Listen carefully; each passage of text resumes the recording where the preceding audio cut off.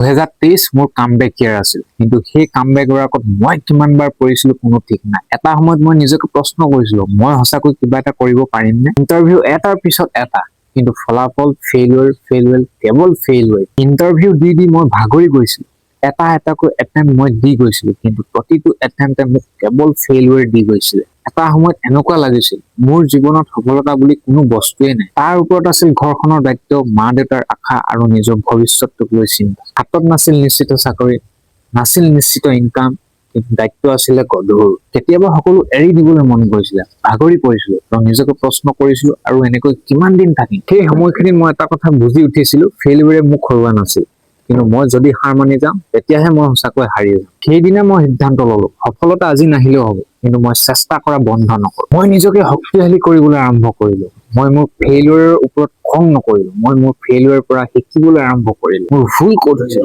মই কিয় বাৰে বাৰে বিফল হৈছিলো, মোৰ নলেজত সমস্যা আছিল নেকি, মোৰ প্ৰিপাৰেচন কম আছিল নেকি, মোৰ ডিচিপ্লিন কম আছিল নেকি। মই প্ৰতিটো ফেইলুৱেৰক এটা লেচন হিচাপে লৈছিলো, কাৰণ ফেইলুৱেৰৰ আটাইতকৈ ডাঙৰ শিক্ষা হৈছে তুমি ক'ত ভুল কৰিছা সেইটো দেখুৱাই দিয়া। তাৰ পিছত আকৌ মই নিজকে বিল্ড কৰিবলৈ আৰম্ভ কৰিলো, মোৰ মাইণ্ডছেট সলনি কৰিলো, ডিচিপ্লিন গঢ়িলো, নিজৰ ভুলবোৰ শুধৰালো আৰু যি কৰিব লাগে 100% দি মনৰ পৰা কৰিবলৈ আৰম্ভ কৰিলো। মই নিজকে এটা কথা কৈছিলো, যদি জীৱনত কিবা এটা কৰিবই লাগে তেন্তে আধা আধি নহয়, সম্পূৰ্ণ শক্তিৰে কৰিম। 2023ক মই কেৱল এটা বছৰ হিচাপে লোৱা নাছিলো, 2023ক মই মোৰ কামবেক ইয়াৰ হিচাপে লৈছিলো। মই নিজকে এটা প্ৰতিজ্ঞা কৰিছিলো, এই বছৰটোতে মই মোৰ নিজৰ কাৰণে কিবা এটা কৰিম, মই মোৰ ঘৰখনৰ কাৰণে কিবা এটা কৰিম আৰু মা দেউতাৰ মুখত হাঁহি বিৰিঙাম। দিন ৰাত একাকাৰ কৰি পৰিশ্ৰম কৰিলো, কষ্ট হৈছিল, ভয়ো লাগিছিল আৰু বহুবাৰ ভাগৰো লাগিছিল, কিন্তু এইবাৰ মই থমকি ৰোৱা নাছিলো। আৰু অৱশেষত 2023 মোৰ জীৱনৰ এটা বিশেষ বছৰ হৈ পৰিল। মই মোৰ জীৱনৰ সপোনৰ চাকৰিটো লাভ কৰিবলৈ সক্ষম হলো, আৰু সেইদিনা মোৰ সফলতাতকৈ বেছি আনন্দ হৈছিলো মা দেউতাৰ মুখত হাঁহিটো দেখি। কিন্তু এই কাহিনীটো কেৱল মোৰ নহয়, এই কাহিনীটো তোমাৰো হ'ব পাৰে। তোমাৰ জীৱনতো অন্ধকাৰ সময় আহিব, তোমাৰ জীৱনতো ফেইলুৱেৰ আহিব। কেতিয়াবা সকলো দুৱাৰ বন্ধ যেন লাগিব, কেতিয়াবা নিজৰ মানুহে তোমাক বুজি নাপাব,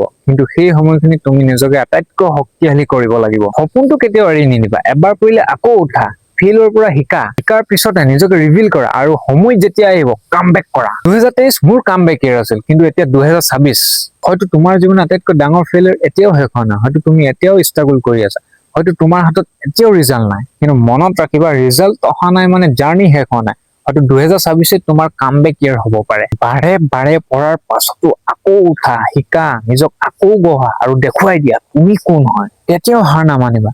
তোমাৰ জীৱনৰ আটাইতকৈ অন্ধকাৰ অধ্যায়টোৰ পিছতে হয়তো তোমাৰ জীৱনৰ আটাইতকৈ ধুনীয়া অধ্যায়টো লিখা আছে।